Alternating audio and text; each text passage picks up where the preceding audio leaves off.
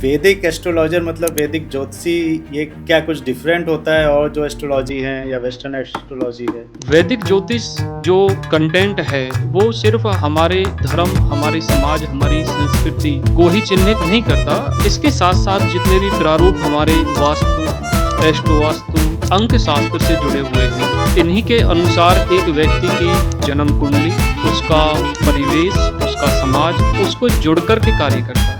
अगर एक व्यक्ति अपने जीवन में परेशान है तो उसका जो कारण है वो उसके भाव और भावना से जुड़ा हुआ है। कालसर्प दोष उसका निर्माण हुआ है। तो ऐसा व्यक्ति जिसकी राहु ग्रह की महादशा है, 36 वर्ष की उम्र में आर्द्रा नक्षत्र एक्टिवेट हुआ है, उस समय पर मिथुन राशि के अंदर शनि ग्रह विराजमान है। अगर एक व्यक्ति की लाइफ में मेष राशि से संबंधित कोई दोष बना हुआ है, इसका जो सबसे अच्छा ज्योतिषीय उपाय है वो रामेश्वरम द्वादश जो ज्योतिर्लिंग है, वो सबसे बेस्ट रिजल्ट इसका देखने के लिए मिला। शनि की साढ़े साती और ढैया, इसको लेके बहुत डर रहता है, तो हमेशा क्या है, खराबी रहती है? जितने भी बड़े पॉलिटिशियंस हैं या बिजनेसमैन हैं, आप उनकी जन्म कुंडली में देखिए, शनि तो वहाँ पर भी है, लेकिन उन्होंने हार्ड वर्क, स्मार्ट वर्क, अपनी इंटेलिजेंस को अपने व्यक्तिगत जीवन में अपनाया। उनके जीवन में भी साढ़े साती और ढैया आती है, लेकिन वो व्यक्ति अपने कार्य क्षेत्र में काफी ईमानदारी के साथ कार्य करते हैं। कुछ लोग एकदम से अमीर बन जाते हैं और कुछ लोग एकदम से गरीब बन जाते हैं, तो ये कौन सा प्रभाव होता है? मूल नक्षत्र में जब किसी बच्चे का जन्म होता है तो वैदिक ज्योतिष सिस्टम में उसके कुछ क्रियाकलाप हैं पूजा अर्चना से संबंधित। अगर आप उसे करते हैं तो काफी अच्छा है, उसके रिजल्ट भी अच्छे देखने के लिए। लेकिन जब बच्चा बड़ा होता है तो उसका जो व्यवहार है वो उस नक्षत्र के जो डोमिनेंट क्षेत्र है उससे जुड़ा होना बहुत ही जरूरी है। बच्चों का कहते हैं कि मूल नक्षत्र में अगर हो जाते हैं तो बहुत सी पूजा बताते हैं पंडित, तो ये मूल नक्षत्र का क्या लेना देना है?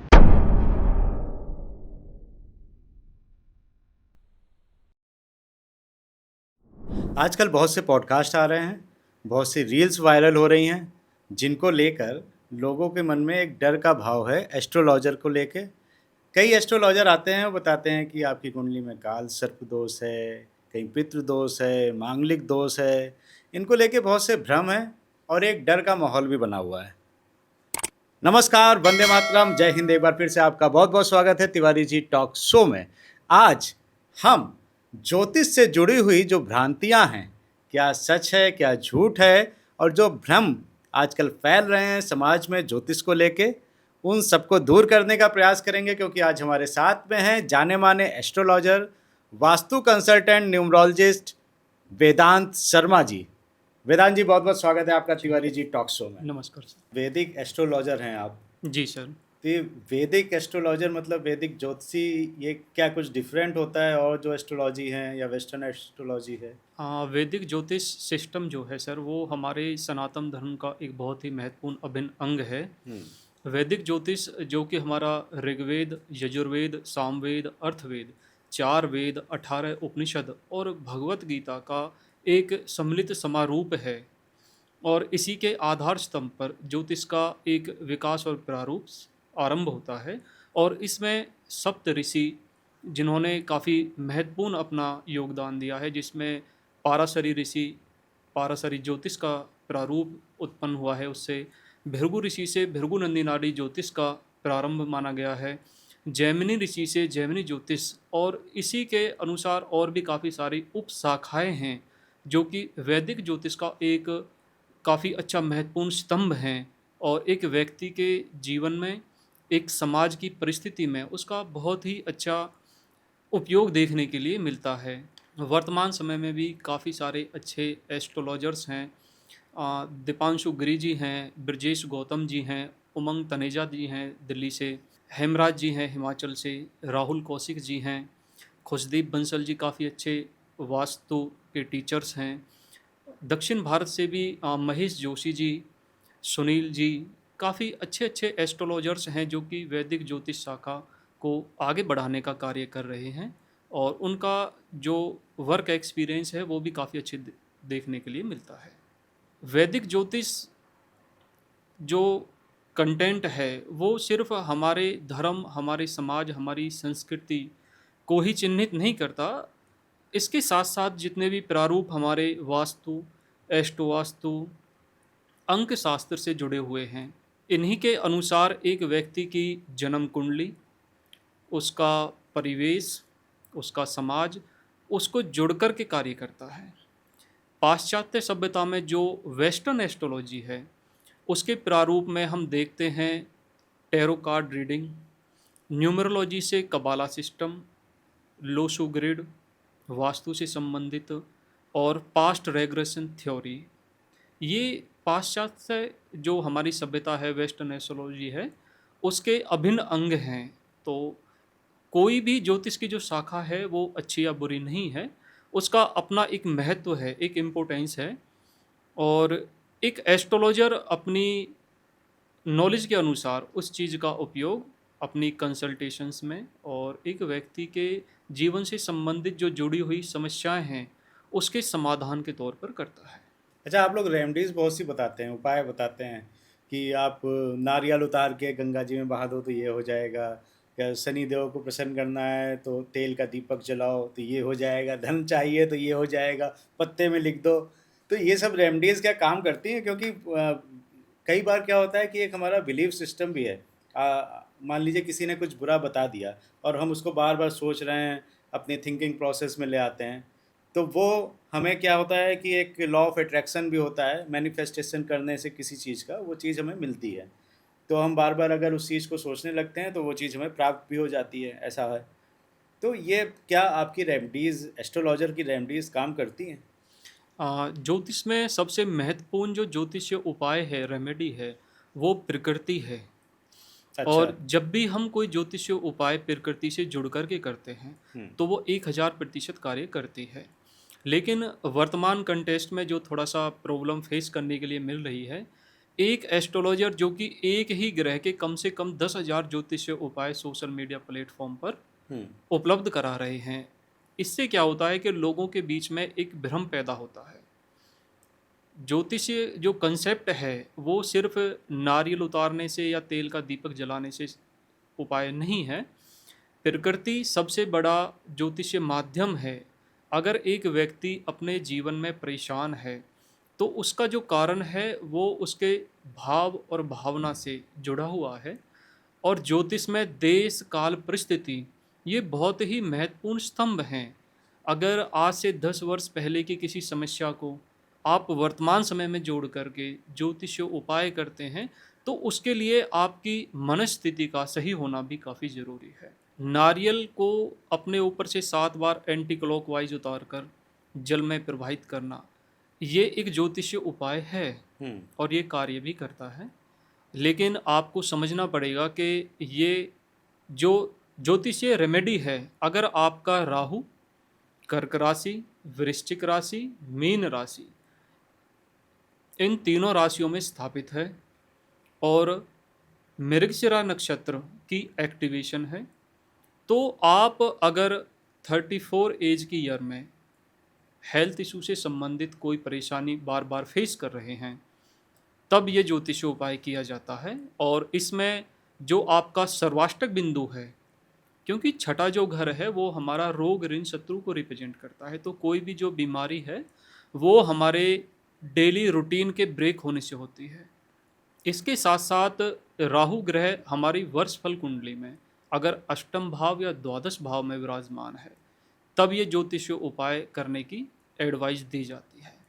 ऐसा नहीं है कि आप जब भी आपकी इच्छा करे आप इसको प्रवाहित कर रहे हैं और फिर आप कहें कि ज्योतिष ने जो रेमेडी बताई है वो कार्य नहीं कर रही। ना तो रेमेडी गलत है, ना ज्योतिष गलत है। मेन जो चीज़ है वो देश काल परिस्थिति, समय इम्पोर्टेंट चीज़ है ज्योतिष का, जो कि बहुत महत्वपूर्ण अभिन्न अंग है। चलिए, ये मैंने एक एग्ज़ाम्पल के तौर पे आपको पूछ लिया था, क्योंकि ये मेरा पर्सनल एक अनुभव रहा है।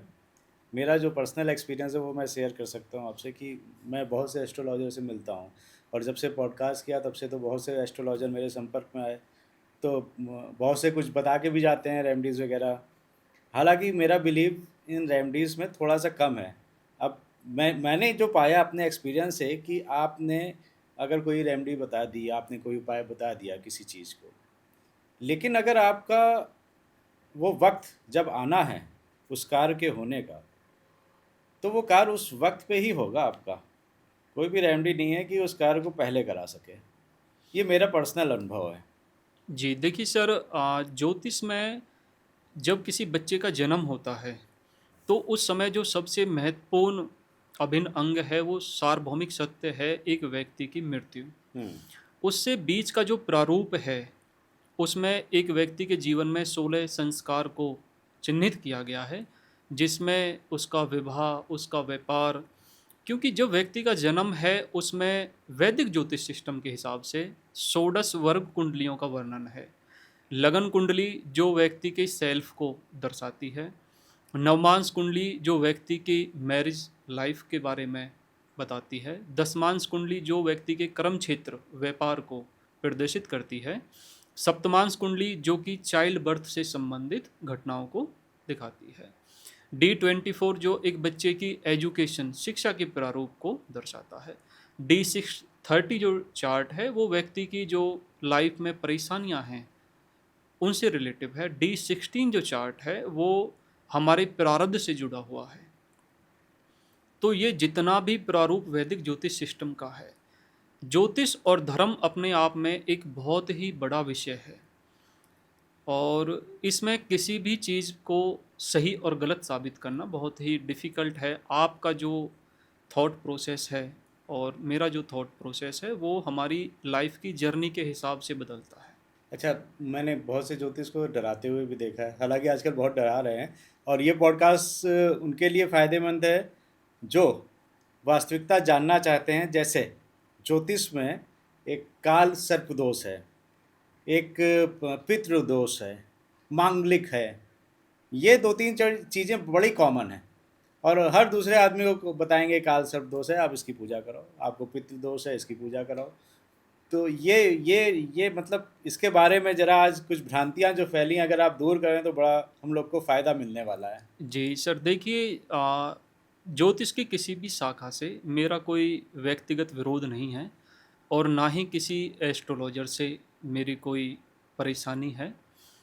और इसमें जो महत्वपूर्ण चीज़ है कि ऐसा नहीं है कि किसी व्यक्ति की कुंडली में काल सर्प दोष नहीं होता, पितृ दोष नहीं होता, मांगलिक दोष नहीं होता। ये जो सारे इवेंट्स हैं, ये हमारे लिटरेचर में, हमारे साहित्य में, जो ज्योतिष का साहित्य है उसमें चिन्हित हैं। लेकिन इसमें जो महत्वपूर्ण चीज़ है, काल सर्प दोष 12 राशि 12 भाव, उसी के अनुरूप 12 प्रकार से काल सर्प दोष का निर्माण होता है।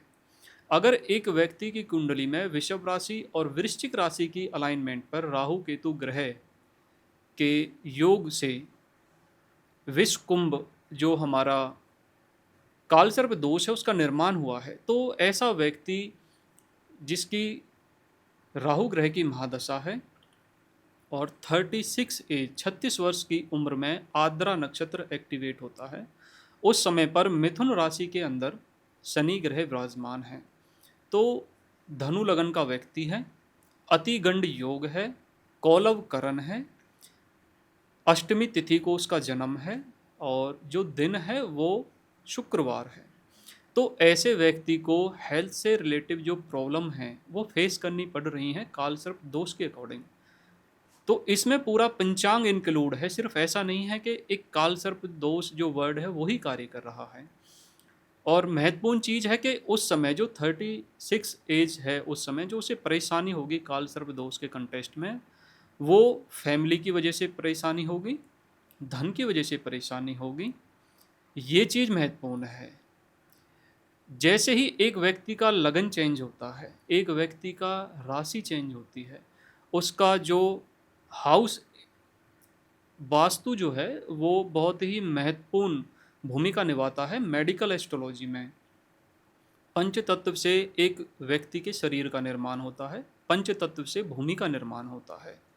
तो जब भी एक व्यक्ति की दशा परिवर्तित होती है और व्यक्ति के जीवन में कोई भी संघर्ष या परेशानी आती है, घर की उसी दिशा में वो चीज़ इम्बैलेंस होती है। जो पितृदोष है वो हमारा चाइल्ड बर्थ के कंटेस्ट में देखा जाता है कि अगर चाइल्ड बर्थ इशू की प्रॉब्लम फेस कर रहे हैं और अधिकतर केसों में मेल चाइल्ड हो नहीं रहा या फिर होने के बाद जीवित नहीं रह रहा या बार बार हॉस्पिटलाइज हो रहा है बहुत बड़े स्तर पर, वहाँ पर पितृदोष का कंसेप्ट देखने के लिए मिलता है। और वास्तु पुरुष मंडल में 33 कोटि देवता, 12 असुर, कुल मिलाकर 45 देवताओं का निवास स्थान है। पश्चिम दिशा में W1 में पितृ देवता एक देवताओं का स्थान है, जिसे हम भगवत गीता में भी देखते हैं, जहाँ पर कि देवगण, मनुष्यगण, पितृगण का वर्णन किया गया है। तो अगर ये प्रॉब्लम फेस कर रहा है कोई भी व्यक्ति, तो वो चीज़ें घर में भी और व्यक्तिगत तौर में दोनों ही तरीके से व्यक्ति को प्रभावित करती हैं। इसमें एक चीज़ जो कि हमारे समय के अनुसार भी कार्य कर रही है कि जो चाइल्ड बर्थ का इशू है, वहाँ पर ऐसा नहीं है कि सभी की कुंडली में पितृदोष ही है। लेट मैरिज का कंसेप्ट, इसकी वजह से भी काफ़ी सारे जो हार्मोनल इम्बैलेंस हैं वो भी अपना एक रिजल्ट प्रदर्शित करते हैं। सेकंड, जो एक व्यक्ति का आचार विचार और व्यवहार है, क्योंकि जो भोजन है वो बॉडी को आगे चलाता है, उसी के अनुसार बॉडी स्ट्रक्चर कार्य करता है। तो सभी की कुंडलियों में पितृदोष की वजह से ही चाइल्ड बर्थ का प्रॉब्लम फेस नहीं करनी पड़ रही है। उसमें हमारी कुछ विचारधाराएं, हमारी जो डेली रूटीन है, उसका भी हमें रिजल्ट देखने के लिए मिलता है। इसी प्रकार से जो मंगल दोष है वो 12 प्रकार से बनता है जन्म कुंडली के अंदर। और इसमें वर्तमान कंटेस्ट में अगर हम देखते हैं तो 1000 में से लगभग 20 से 30 जो शादियां हैं वो डिवोर्स के लिए कोर्ट पहुंच जाती हैं। और ऐसा नहीं है कि सभी की कुंडली में मंगल दोष है। वर्तमान समय में अगर डिवोर्स का हम मेन रीज़न देखते हैं तो उसमें मोबाइल फ़ोन का बहुत बड़ा योगदान है। दूसरा, लोगों की जो हाई डिज़ायर है उनका फुलफिल नहीं होना डिवोर्स का कारण है। तो कालसर्प दोष, पितृदोष, मंगल दोष, ये तीनों का वर्णन हमारे साहित्य में है, ज्योतिष साहित्य में। लेकिन वर्तमान प्रारूप में, जैसा कि ज्योतिष में है एक देश काल परिस्थिति, उसके जो अलग अलग प्रभाव हैं वो व्यक्तिगत तौर पर लोगों को काफ़ी ज़्यादा प्रभावित कर रहे हैं। मंगल दोष के लिए कुछ ये भी कहते हैं कुछ ज्योतिष की, एक एज के बाद में उसका प्रभाव कम हो जाता है, फिर नहीं देखना चाहिए। देखिए, ज्योतिष में बहुत सारे जो कंसेप्ट हैं, पूजा अर्चना, ये सारी चीज़ें 9 ग्रहों से जुड़ी हुई हैं। एक व्यक्ति जो जिस ग्रह से परेशान है, उससे संबंधित जो ज्योतिषीय उपाय हैं वो किसी भी एस्ट्रोलॉजर के द्वारा उन्हें प्रोवाइड कराए जाते हैं। मंगल दोष पहले भी रहा है। पहले भी लोगों की शादियों के बाद लड़ाई झगड़े होते थे और 5-5, 6-6 महीने भी डिस्ट्रीब्यूट काफ़ी बड़ा रहता था, लेकिन एक समय के बाद वो चीज़ें सही हो जाती थी। लेकिन वर्तमान समय में ये बहुत ही ज़्यादा कॉम्प्लिकेटेड चीज़ें बनी हुई हैं, तो इसमें मंगल दोष को दोष देना गलत है। सबसे पहले हमें अपनी विचारधारा में थोड़ा सा परिवर्तन करना पड़ेगा। कालसर्प दोष हेल्थ इशू से संबंधित जुड़ा हुआ इवेंट दिखाता है, लेकिन अगर आप आज से 10 वर्ष पहले देखते हैं तो कैंसर के जो पेशेंट हैं, चाहे ब्लड कैंसर हो, ब्रेस्ट कैंसर हो, कैंसर की कोई भी इवेंट से जुड़ी शाखा हो, वो बहुत ही रेयर चांस था कि हज़ारों में 1-2 व्यक्ति को डिटेक्ट होता था। लेकिन आप वर्तमान समय में देखिए, आप किसी भी बड़े हॉस्पिटल्स में जो कैंसर स्पेशलिस्ट हैं, वहाँ पर लोगों की भीड़ लगी हुई है। और ऐसे ऐसे व्यक्तियों को कैंसर जैसी बीमारी होती है जिन्होंने अपनी पूरी लाइफ में ना तो स्मोकिंग की है, ना ड्रिंकिंग की है, और ऐसे व्यक्तियों को भी कैंसर हो रहा है। तो यहाँ पर किसी से कहना कि आपकी कुंडली में कालसर्प दोष है, इस वजह से कैंसर हो रहा है किसी पेशेंट को, ये कहना गलत है। क्योंकि वर्तमान समय में मेरी अपनी पर्सनल रिसर्च में जो मैंने देखा कि ऐसे व्यक्ति जो बीमारी को ज़्यादा फेस कर रहे हैं, उसका मेन रीज़न है नकली घी, नकली दूध, नकली चावल, नकली मसाले, जितनी भी मिलावट की चीज़ें हैं, यहाँ तक कि जो ड्राई फ्रूट्स हैं, फल वगैरह हैं, वो सभी लोगों को एक जहर के तौर पर प्रोवाइड किए जा रहे हैं। तो यहाँ पर कालसर्प दोष कार्य नहीं कर रहा, लोगों के गलत इवेंट कार्य कर रहे हैं उस बीमारी को बढ़ाने के लिए। बिल्कुल, आजकल जिस तरह से बीमारियां बढ़ रही हैं, तो ऐसा नहीं कि सबकी कुंडली खराब हो गई है, उनके नक्षत्र या ग्रह खराब हो गए हैं। ये हमें ये भी देखना होगा कि समाज में हमारी जीवन शैली में कितना बदलाव आया है, लाइफस्टाइल हमारी कितनी चेंज हो गई है, हमारा खान पीन कितना चेंज हो गया है। इन चीज़ों में भी देखना होगा आपको। तो हर चीज़ के लिए आप ग्रहों को दूषित नहीं कर सकते या उनको दोष नहीं दे सकते हैं। जी। तो ये बड़ा अच्छा बताया आपने, कोई ज्योतिष बोलता नहीं है ऐसे। आपने सही चीज़ बताई कि हाँ, अपने खान-पान में भी देखो कि क्या परिवर्तन आया है। आजकल हम लोग जो स्ट्रीट फूड है, चाउमीन, बर्गर, ये फ़ास्ट फूड है, जंक फूड है, वो इतना ज़्यादा बढ़ गया है, बच्चों में भी बढ़ रहा है। तो ये वजह है बीमारियों की जी। ज़्यादातर। हेमंत जी, अगर इन तीनों के अगर कुछ आप भी उपाय बता दें कि अगर काल सर्प दोष है या मांगलिक दोष है या पितृ दोष है, तो कैसे इनसे बच सकते हैं और कैसे कैसे पहचान सकते हैं इनको? जी, देखिए, अगर हेल्थ इश्यू से संबंधित कोई समस्या एक व्यक्ति अपने जीवन में बार-बार फेस कर रहा है हुँ, और कुंडली में कालसर्प दोष का निर्माण है, तो हमारे सनातन धर्म में 12 जो हमारे द्वादश ज्योतिर्लिंग हैं, उनका वर्णन किया गया है। जी।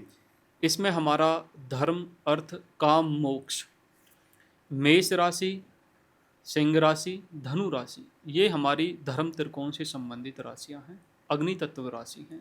वृषभ राशि, कन्या राशि, मकर राशि, ये हमारी अर्थ त्रिकोण राशियां हैं। मिथुन राशि, तुला राशि, कुंभ राशि, ये हमारी काम त्रिकोण राशि हैं। कर्क राशि, वृश्चिक राशि, मीन राशि, ये हमारी मोक्ष त्रिकोण राशि है। अगर एक व्यक्ति की लाइफ में मेष राशि से संबंधित कोई दोष बना हुआ है, इसका जो सबसे अच्छा ज्योतिषीय उपाय है वो रामेश्वरम द्वादश जो ज्योतिर्लिंग है, हुँ, वो सबसे बेस्ट रिजल्ट इसका देखने के लिए मिला है।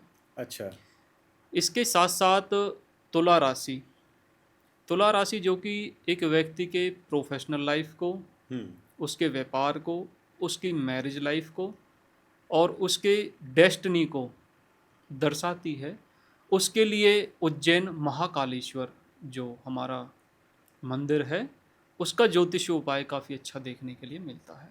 वहाँ पे जाके पूजा करानी है या दर्शन करने हैं? देखिए, दर्शन सबसे बेस्ट है और हाँ, अगर वहाँ पे जाके आप शिप्रा नदी में स्नान करते हैं, हाँ, एक छोटा सा हवन कराते हैं, हाँ, वहाँ पर गरीब लोगों को खाना खिलाते हैं, कुछ डोनेशन वगैरह करते हैं, हाँ, तो वो आपके व्यक्तिगत जीवन में काफ़ी अच्छा परिवर्तन अच्छा, दिखाते हैं। ओके। तो 12 जो हमारे द्वादश ज्योतिर्लिंग हैं, ये हमारी 12 राशियों से जुड़े हुए हैं। हुँ, इसमें इम्पोर्टेंट चीज़ है कि अगर अग्नि तत्व राशि है तो हवन कार्य करेगा, अच्छा, जल तत्व राशि है तो डोनेशन दान कार्य करेगी। हुँ, वृश्चिक राशि का जो ज्योतिषीय उपाय है, आपके नियरेस्ट कोई भी वृद्ध आश्रम हो, आप वहाँ पर जाकर उनकी सेवा कर सकते हैं। जो भी आपका सामर्थ्य है, आप उनकी मदद फाइनेंशियल तौर पर कर सकते हैं। हुँ, तो ये काफ़ी अच्छा ज्योतिषीय जो उपाय है, ये प्राकृतिक है, प्रकृति है। ऐसा नहीं है कि इसके लिए आपको अपना जन्म कुंडली देखनी है, डेट ऑफ बर्थ की ज़रूरत है या फिर किसी भी हुँ, ज्योतिषीय आचार्य की ज़रूरत पड़ेगी। प्रकृति से जुड़े हुए जो भी ज्योतिषीय उपाय हैं वो सार्वभौमिक हैं और वो काफ़ी अच्छा कार्य भी करते हैं। मंगल दोष का जो कंसेप्ट है, एक व्यक्ति का जो डिवोर्स का कंसेप्ट है, उसमें मिलान बिंदु हैं हमारे, गुण मिलान, जिसे 36 गुण मिलान के तौर पर हम देखते हैं। तो सबसे ज़्यादा महत्वपूर्ण चीज़ है कि आपके 20 गुण मिल रहे हैं, कोई दिक्कत नहीं है, लेकिन आपके विचार मिलने काफ़ी ज़रूरी है। हुँ, क्योंकि एक व्यक्ति 20,000 रुपये की सैलरी में अपने घर को काफ़ी अच्छा चला सकता है, जी, लेकिन अगर आपके विचार नहीं हैं हुँ, तो करोड़ों रुपए भी फिर बेकार हैं। बिल्कुल, पितृदोष की जो ज्योतिषीय उपाय है, अगर पितृदोष से संबंधित एक व्यक्ति के जीवन में समस्या है, हुँ, चाइल्ड बर्थ इशू है, तो सबसे पहला ज्योतिषीय उपाय है कि किसी अच्छे डॉक्टर के पास जाके कंसल्टेशन ले हुँ, और उसके बाद जो आपके पितृ हैं, इसमें अमावस्या, पूर्णिमा जो तिथि हैं, आप अगर उस समय पर कोई भी धर्म कर्म का कार्य करते हैं, पूजा अर्चना करते हैं, वो काफ़ी अच्छा ज्योतिषीय उपाय माना गया है। ये जो ज्योतिषीय उपाय हैं, इसके लिए आपकी जन्म कुंडली आपको कोई भी नेगेटिव रिजल्ट नहीं प्रोवाइड करेगी, प्रदान करेगी। तो ये आप कर सकते हैं व्यक्तिगत जीवन में। अच्छा। और गुरुजी, एक शनि की साढ़े साती और ढैया, इसको लेके बहुत डर रहता है। तो हमेशा क्या ये खराब ही रहती है? देखिए, पृथ्वी पर कोई भी व्यक्ति ऐसा पैदा नहीं हुआ जिसकी कुंडली में शनि राहु केतु ना हो। हाँ। लेकिन ये सच्चाई है कि ज्योतिष का जो व्यापार है वो इन तीन ग्रहों पर ही आधारित है। बिल्कुल। शनि की साढ़े साती, शनि की दृष्टि टेढ़ी है। जितने भी व्यक्ति आपको सक्सेसफुल मिलेंगे वो ऐसे ही व्यक्ति होंगे जिन्होंने अपने जीवन में सबसे ज़्यादा संघर्ष को फेस किया है। और इसमें शनि का बहुत ही महत्वपूर्ण योगदान है, क्योंकि शनि एक व्यक्ति के जीवन में संघर्ष के माध्यम से ही उसे अनुभव प्रदान करते हैं। जितने भी बड़े पॉलिटिशियंस हैं या बिजनेसमैन हैं, आप उनकी जन्म कुंडली में देखिए, शनि तो वहाँ पर भी है, लेकिन उन्होंने हार्ड वर्क, स्मार्ट वर्क, अपनी इंटेलिजेंस को अपने व्यक्तिगत जीवन में अपनाया। उनके जीवन में भी साढ़े साती और ढैया आती है, लेकिन वो व्यक्ति अपने कार्य क्षेत्र में काफ़ी ईमानदारी के साथ कार्य करते हैं। तो इसमें डरने वाली कोई भी चीज़ नहीं है, कॉमन प्रोसेस है। हर 2.5 वर्ष में शनि का गोचर होगा, सभी के लिए होगा। ऐसा नहीं है कि शनि का गोचर होने से किसी व्यक्ति का कोई भी बुरा कार्य इंगित होता है। एक व्यक्ति के जीवन में जो संघर्ष है वो 2 ही प्रारूपों पर देखने के लिए मिलता है।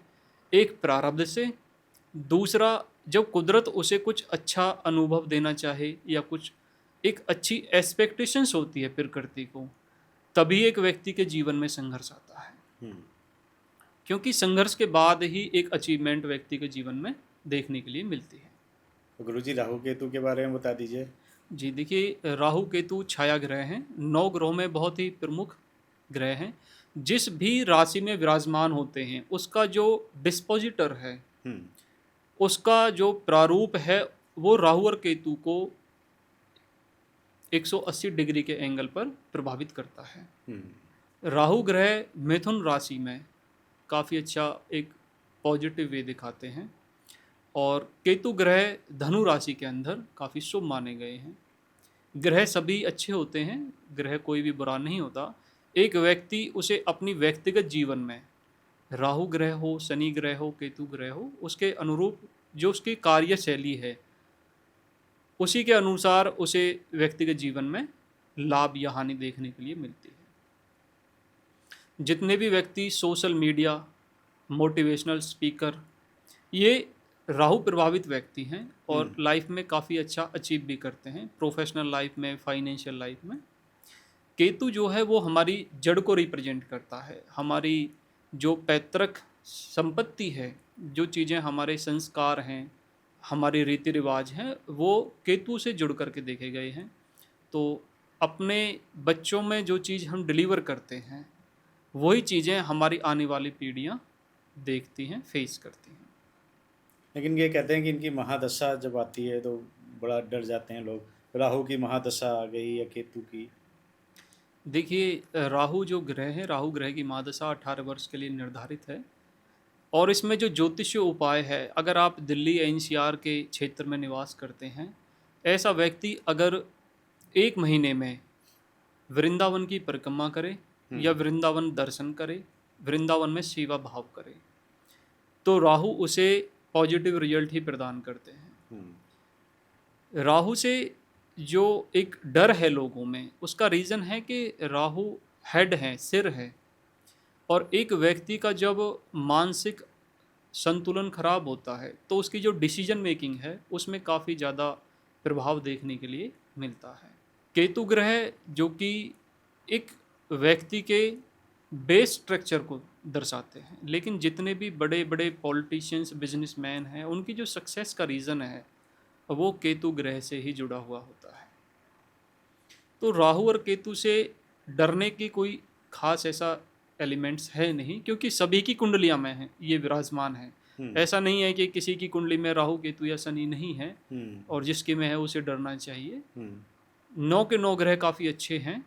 मेन चीज़ है कि जो आपकी दशा है, जो आपके नक्षत्र हैं, नक्षत्र का चरण है, एक व्यक्ति के जीवन में जो जन्म तिथि है, जन्म तिथि के साथ जो योग बना हुआ है, जैसे एग्जाम्पल के तौर पर एक व्यक्ति का जो जन्म योग है वो शुकर्मा योग है, तो शुकर्मा योग का जो व्यक्ति है उसे एक अच्छा टीचर बनाता है। अब राहु की महादशा हो, अंतर्दशा हो, प्रत्यंतर दशा हो, प्राण दशा हो, सूक्ष्म दशा हो, अगर व्यक्ति अपने कार्य क्षेत्र से जुड़कर कार्य कर रहा है तो उसके व्यक्तिगत जीवन में परेशानियां ज़्यादा नहीं रहेंगी। और ऐसा कोई व्यक्ति है नहीं जिसके जीवन में सुख या दुख ना हो। तो ग्रहों से डरना या फिर उन्हें दुष्प्रचार करना ये काफ़ी हद तक सही नहीं है। अच्छा जी। अच्छा गुरुजी, एक बहुत सा आपके पास भी जो लोग आते होंगे, बड़ा कॉमन सा एक सवाल रहता है कि धन है कि नहीं मेरी कुंडली में, पैसा कितना है।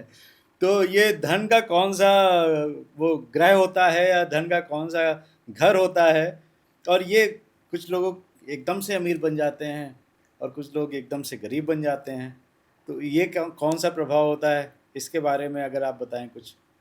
ये देखिए, जन्म कुंडली में जो सेकंड हाउस है, भाव है, सेकंड। सेकंड अच्छा जो दूसरा भाव है वो धन से संबंधित। गुरुजी, भाव की जो घर है, जो कॉलम हम लोग बनाते हैं कुंडली में, तो सेकंड जो घर है, हाउस है, वो जी जी, वो सेकंड, उसे सेकंड भाव बोलते हैं, सेकंड हाउस कहते हैं। ठीक है। वो धन का हमारा जो एक्यूमुलेशन है उसको दर्शाता है। एक व्यक्ति के जीवन में धन का जो आगमन है वो उसके कर्म क्षेत्र से जुड़ा हुआ है। एक व्यक्ति अपने जीवन में जितना अच्छा कार्य क्षेत्र में सक्सेसफुल होता है उतनी ही जो धन की प्रचुरता है उसके व्यक्तिगत जीवन में देखी गई है। इसमें एक व्यक्ति का जो जन्म नक्षत्र है और जिस घर में व्यक्ति का निवास स्थान है, क्योंकि वास्तु का बहुत ही महत्वपूर्ण योगदान है जन्म कुंडली के सेकंड हाउस की एक्टिवेशन में। एक व्यक्ति जिसकी गुरु बृहस्पति की महादशा, जिसका समय निर्धारण होता है 16 वर्ष के लिए, गुरु बृहस्पति वृषभ राशि में स्थापित हैं, कीर्ति का नक्षत्र, तो ये जो अलाइनमेंट है एक व्यक्ति के धन से संबंधित, उसके पंचांग से जब जुड़कर कार्य करती है, वो व्यक्ति वाणिज्यकरण, घृति योग, पंचमी तिथि, बुधवार का दिन, इन सारी चीज़ों से जुड़ करके जब व्यक्ति अपने कर्म क्षेत्र को स्टार्ट करता है, कार्य को स्टार्ट करता है, तो धन से संबंधित जो एक्यूमुलेशन है वो उसके पास काफ़ी अच्छा देखने के लिए मिलती है। वहीं एक व्यक्ति की जन्म कुंडली में राहु सेकंड हाउस दूसरे भाव में है, राहु ग्रह की महादशा, और उस व्यक्ति का जो वाणी का प्रारूप है वो काफ़ी सॉफ्ट है। वो व्यक्ति लोगों का सम्मान करता है और काफ़ी अच्छा दशमांश कुंडली का जो योग है वहाँ पर भी राहु अच्छा प्रोमिनेंट है। तो सेकंड हाउस जो कि धन का कारक है, दशमांश कुंडली जो हमारे कर्म क्षेत्र का कारक है, उस व्यक्ति को काफ़ी अच्छे स्तर पर धन की प्राप्ति होती है। जितने भी व्यक्ति करोड़पति बनते हैं अपने व्यक्तिगत जीवन में वो राहु ग्रह से संबंधित होते हैं। जितने भी व्यक्ति अरबपति हैं वो शनि ग्रह का प्रोमिनेंट इफेक्ट उनकी लाइफ में रहता है। जितने भी व्यक्ति खरबपति हैं, बहुत बड़े बिजनेसमैन हैं, वो केतु डोमिनेंट व्यक्ति हैं। तो ये जो तीनों ग्रह हैं ये काफ़ी अच्छा रिजल्ट देते हैं एक व्यक्ति के जीवन में, तो इनसे डरने वाला कोई प्रारूप ज्योतिष में है नहीं। अच्छा, ये राहु केतु और शनि यही करोड़पति, अरबपति और खरबपति बनाते हैं। जी देखिए, व्यक्ति की सफलता में सबसे जो महत्वपूर्ण चीज़ है वो उसका संघर्ष है, वो उसकी इंटेलिजेंस है और स्मार्ट वर्क है, और ये तीनों ग्रह से जुड़े हुए हैं। तो अगर एक व्यक्ति 20,000 रुपये की जॉब कर रहा है तो उसका जो जीवन है वो काफ़ी अच्छा चलता है, लेकिन अचीवमेंट भी उसी प्रकार से देखने के लिए मिलती है। लेकिन जितने भी बड़े बड़े पॉलिटिशियंस हैं जिन्होंने जीवन में काफ़ी संघर्ष देखा है, बिजनेसमैन हैं जिन्होंने काफ़ी उतार चढ़ाव देखे हैं, आपको एक बहुत बड़ी ऊंचाई पर वही व्यक्ति देखने के लिए मिलेंगे। वेदांत जी, एक चीज़ मैंने और देखी है कि एस्ट्रोलॉजर ये बहुत बताते रहते हैं आए दिन की, अब ये शनि वक्री हो जाएगा इस तारीख से, ये राशि वाले बच के रहें, ये गुरु वक्री हो जाएगा। ये वक्री ये क्या होता है? ये देखिए, शनि ग्रह का जो गोचर है वो 2.5 वर्ष का है, और उसमें हर 6 महीने के बाद शनि ग्रह वक्री अवस्था में होते हैं। इसी प्रकार से गुरु बृहस्पति का जो गोचर है वो 12 महीने और लगभग 21 दिन के करीब रहता है। गुरु बृहस्पति भी वक्री अवस्था में एक बार विराजमान होते हैं। वर्तमान समय में शनि ग्रह मीन राशि में वक्री अवस्था में विराजमान है। गुरु बृहस्पति जो कि अभी मिथुन राशि में है और आने वाले कुछ महीनों में मिथुन राशि से कर्क राशि में विराजमान होंगे। वहाँ पे भी वक्री अवस्था देखने के लिए मिलेगी। वक्री शनि अपनी जो कैपेसिटी है उसके अनुसार 3 गुना ज़्यादा प्रभावित कुंडली में होता है। अच्छा। ये वैदिक स्ट्रक्चर में विराजमान चीज़ है, लेकिन ऐसा कहीं पे भी नहीं लिखा हुआ कि वक्री शनि किसी का कोई भी बुरा कार्य इंगित करता है। एक व्यक्ति धनु लगन का व्यक्ति है, उसकी कुंडली में शनि फर्स्ट हाउस वक्री अवस्था में है, मूल नक्षत्र में स्थापित है। उस व्यक्ति की जो जन्म राशि है वो वृषभ राशि है, मृगशिरा नक्षत्र द्वितीय चरण, भवकरण में उस व्यक्ति का जन्म हुआ है, एकादशी तिथि, शुक्रवार का दिन। तो ये जो पंचांग की अलाइनमेंट है ये वर्तमान समय में उस व्यक्ति को प्रभावित करेगी उसके 4th हाउस से संबंधित।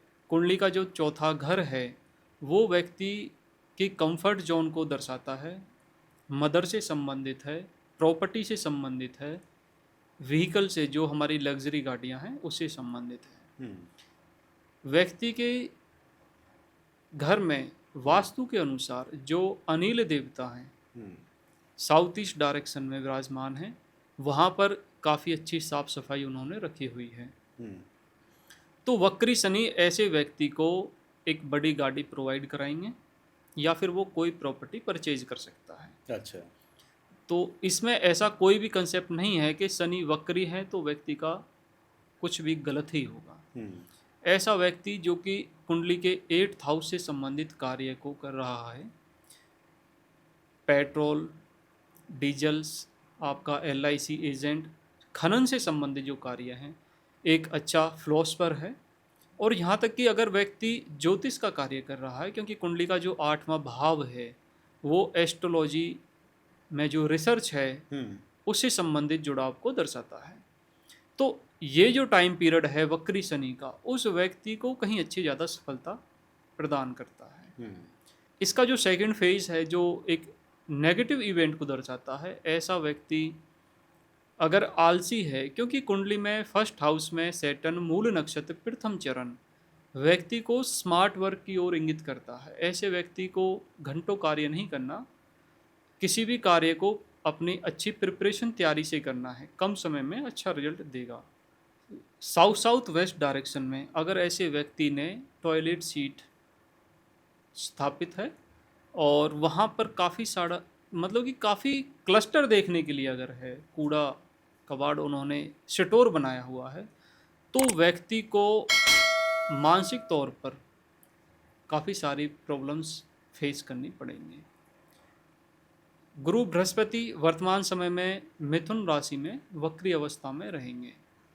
मिथुन राशि जो कि हमारे समाज का कारक है, हमारे पड़ोस का कारक है, सोशल मीडिया का कारक है।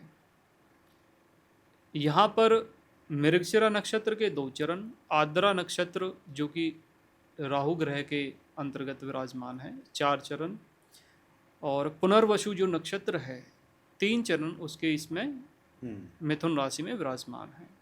राहु ग्रह जो कि कुंभ राशि में वर्तमान समय में गोचर कर रहे हैं।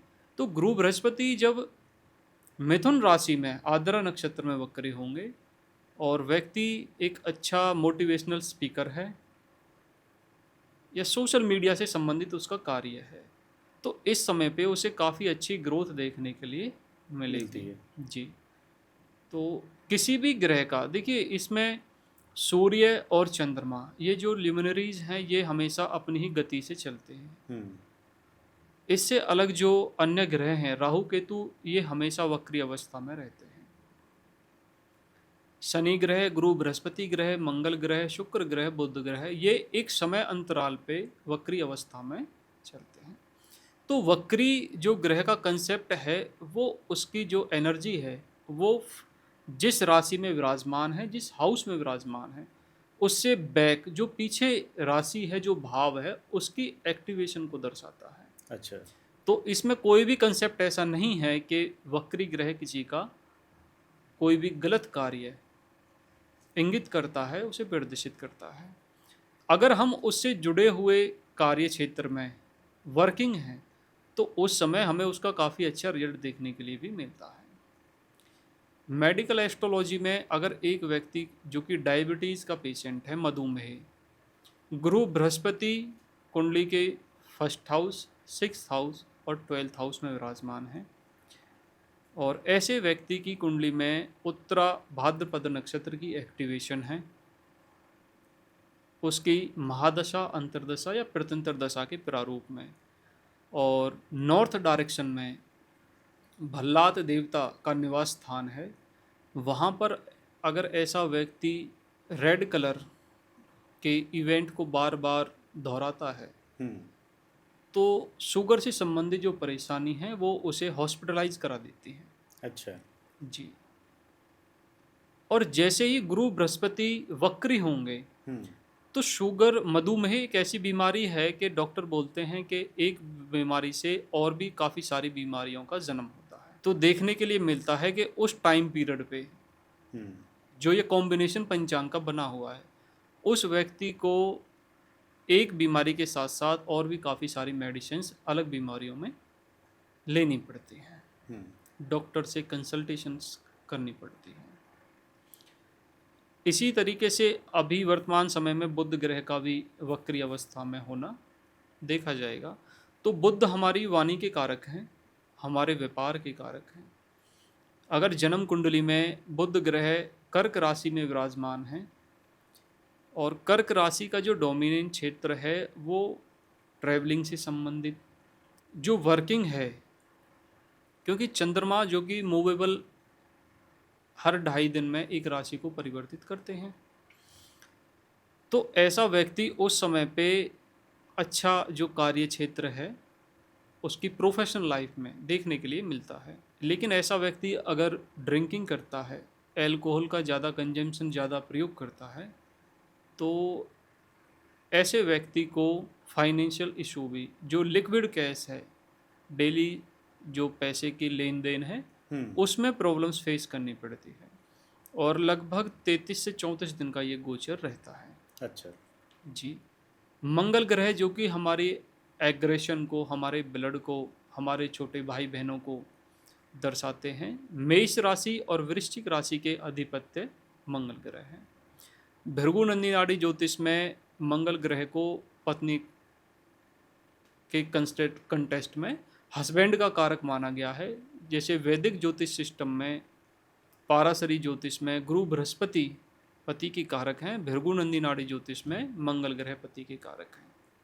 तो उस समय पर मंगल ग्रह की जो वक्री अवस्था है और केतु ग्रह के ऊपर मंगल ग्रह का progression degree wise, degree system से, उस समय पर हस्बैंड की जो हेल्थ इशू है उसमें थोड़ा सा उतार चढ़ाव देखने के लिए मिलता है।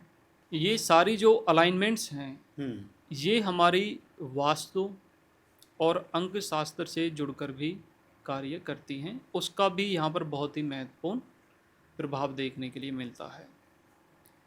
एक व्यक्ति जिसका जो अंक शास्त्र के हिसाब से वैदिक ज्योतिष सिस्टम है, अगर आर रे से नाम है, जैसे कि रमेश है, राजू है, रामेश्वरम है, तो तुला राशि की एक्टिवेशन है। और तुला राशि के अनुसार वर्तमान समय में जो राहु का एलिमेंट बना हुआ है वो अंक शास्त्र और वास्तु के अकॉर्डिंग, क्योंकि तुला राशि वेस्ट साउथ वेस्ट जो हमारी जोन है उससे जुड़ी हुई है, तो उस समय पे व्यक्ति को एजुकेशन से संबंधित जो इवेंट है वो देखने के लिए मिलता है। ऐसा व्यक्ति जो कॉम्पिटिटिव एग्ज़ाम्स वगैरह की तैयारी कर रहा है, यूपीएससी है, नीट का एग्ज़ाम है, सीए का एग्ज़ाम है, तो वहाँ पर भी सफलता देखने के लिए मिलती है। मेन जो चीज़ है उस समय पे वो योग उस वर्ष में एक्टिवेशन को प्रदर्शित करे तो वो घटना व्यक्ति के जीवन में घटती है। तो ज्योतिष में सिर्फ ऐसा नहीं है कि कोई भी नेगेटिव ही घटना किसी ग्रह के वक्री होने से या गोचर से देखने के लिए मिलती है। वर्तमान समय में गुरु बृहस्पति 7 वर्ष 4 महीने के लिए अतिचारी अवस्था में हैं और काफ़ी सारे एस्ट्रोलॉजर्स हैं, मतलब मैंने देखा काफ़ी अच्छे अच्छे मोटिवेशनल स्पीकर हैं, शास्त्री हैं, सनातन धर्म का प्रचार करने वाले व्यक्ति हैं। पिछले कुछ महीनों से शनि ग्रह के गोचर के ऊपर, गुरु बृहस्पति के गोचर के ऊपर, राहु केतु के गोचर के ऊपर उन्होंने काफ़ी सारी सोशल मीडिया प्लेटफॉर्म पे पॉडकास्ट वगैरह भी किए हैं। 2025 कैसा रहेगा, युद्ध की स्थिति, भारत पाकिस्तान युद्ध हो, रसिया यूक्रेन युद्ध हो, ईरान अमेरिका इजराइल युद्ध हो, तो काफ़ी सारी जो भविष्यवाणियाँ हैं वो उसके कंटेस्ट में की गई हैं। लेकिन गुरु बृहस्पति के अतिचारी का जो व्यक्तिगत तौर पे प्रभाव है, ऐसा नहीं है कि 7 वर्ष के लिए हर किसी के लिए नेगेटिव ही रहेगा। अगर एक व्यक्ति की जन्म कुंडली में काफ़ी अच्छा जुड़ाव है गुरु बृहस्पति का, शनि का, तो व्यक्ति धन के क्षेत्र में, अपनी प्रोफेशनल लाइफ में, अपनी मैरिज लाइफ में काफ़ी अच्छी प्रोग्रेस करता है, प्रगति करता है। तो इसमें ऐसा नहीं है कि किस राशि को या फिर किस लगन के व्यक्ति को वक्री शनि ग्रह बुरा रिजल्ट देंगे या गुरु बृहस्पति कोई भी एक गलत घटना को इंगित करते हैं। वो हमारे स्ट्रक्चर को दिखाता है कि व्यक्ति का अंकशास्त्र, वास्तु और वैदिक ज्योतिष सिस्टम तीनों की जो अलाइनमेंट है उसी के अनुसार उसके बिजनेस में और उसके व्यक्तिगत जीवन में उसका प्रभाव देखने के लिए मिलता है। एक गुरुजी और बहुत रहता है कि बच्चों का कहते हैं कि मूल नक्षत्र में अगर हो जाते हैं तो बहुत सी पूजा बताते हैं पंडित, तो ये मूल नक्षत्र का क्या लेना देना है? जी देखिए, 27 नक्षत्र हैं हाँ। वैदिक ज्योतिष सिस्टम में, और एक नक्षत्र में 4 चरण विराजमान होते हैं।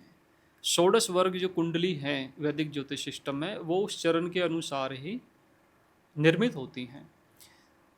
अश्विनी नक्षत्र, मघा नक्षत्र, मूल नक्षत्र, ये केतु ग्रह के डोमिनेट क्षेत्र में आते हैं।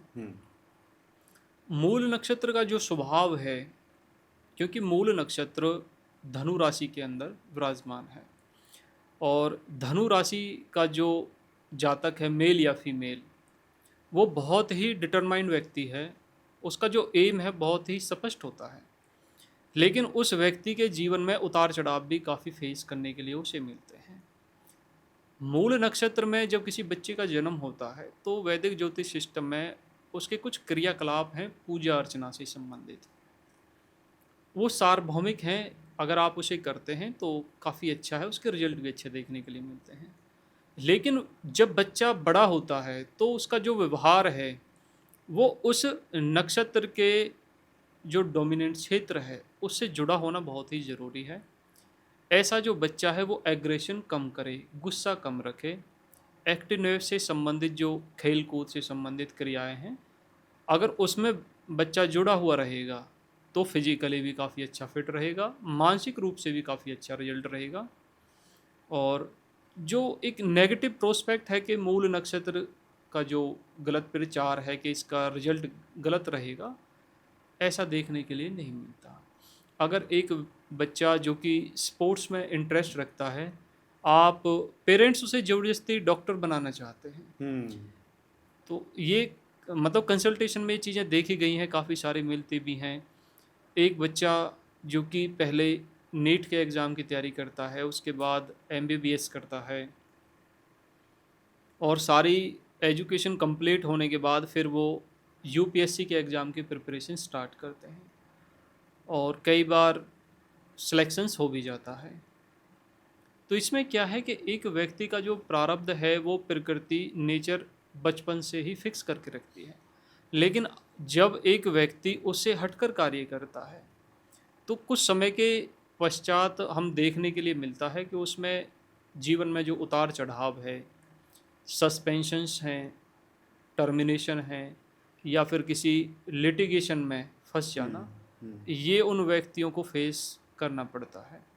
आपने 10 वर्ष काफ़ी अच्छी जॉब की, आप DM जैसी डेजिग्नेशन पे हैं, और उसके बाद ईडी या फिर सीबीआई किसी डिपार्टमेंट की किसी भी इंक्वायरी में उस व्यक्ति की जो इन्वॉल्वेशन हो जाती है, तो बच्चे का जो प्रारब्ध है वो बाय बर्थ है और वो चीज़ों को चुनता भी है कि मुझे डॉक्टर बनना है, ये सारी चीज़ें हैं।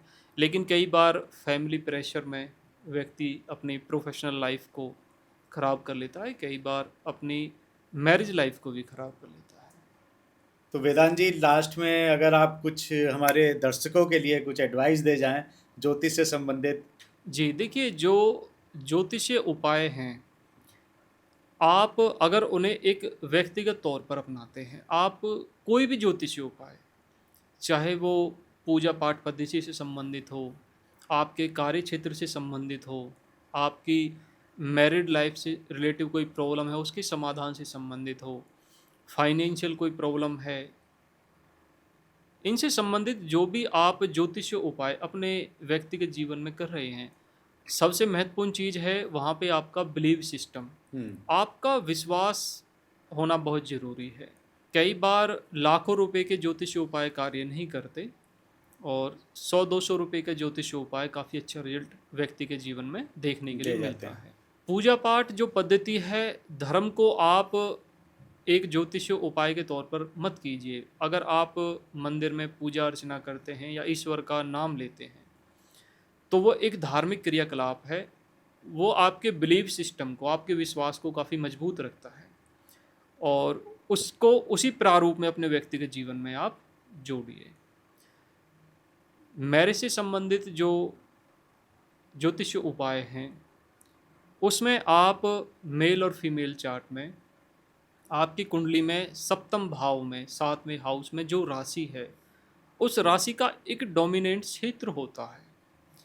मेष राशि ईस्ट डायरेक्शन, वृषभ राशि नॉर्थ वेस्ट डायरेक्शन, मिथुन राशि नॉर्थ नॉर्थ वेस्ट डायरेक्शन, कर्क राशि north north east direction, Singh राशि ईस्ट नॉर्थ ईस्ट डायरेक्शन, कन्या राशि नॉर्थ डायरेक्शन, तुला राशि वेस्ट साउथ वेस्ट डायरेक्शन, वृश्चिक राशि साउथ साउथ वेस्ट डायरेक्शन, धनु राशि नॉर्थ ईस्ट डायरेक्शन, मकर राशि साउथ डायरेक्शन, कुंभ राशि वेस्ट डायरेक्शन, मीन राशि साउथ ईस्ट डायरेक्शन।